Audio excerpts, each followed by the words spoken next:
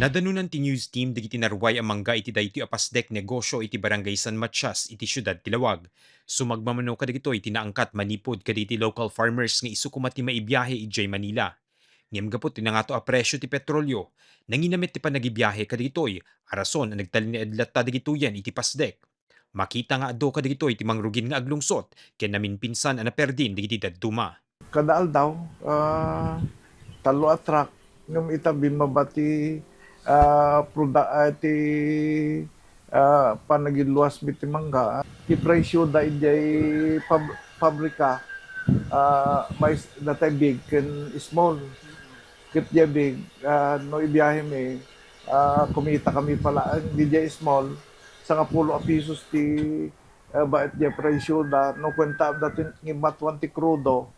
May maparuwal nga talaga. Dakkel ti negatibo nga epekto na ti agdama a sitwasyon kadaytoy a negosyo.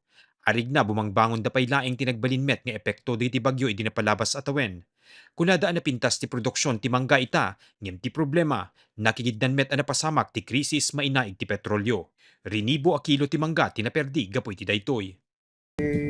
Nung maki-spray kami, datay makungkuna nga sharing, datay two-third kada kami, one-third dagijay nakimpuon di mangga, damat datay lease kada kontrata kasjay.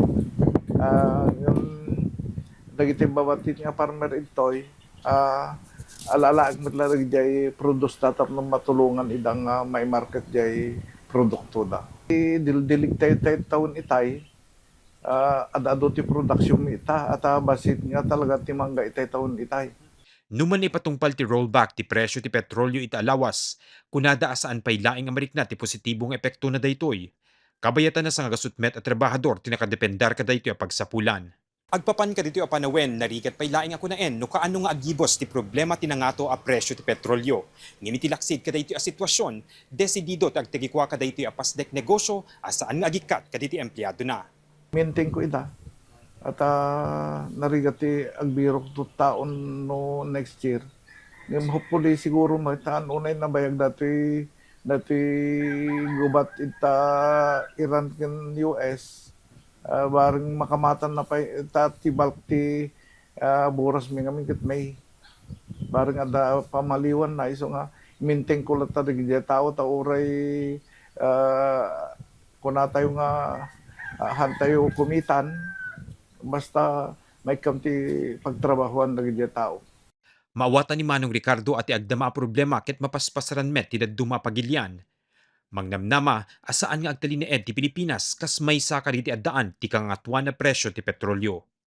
Mark Magdirila, Balitang Solid North.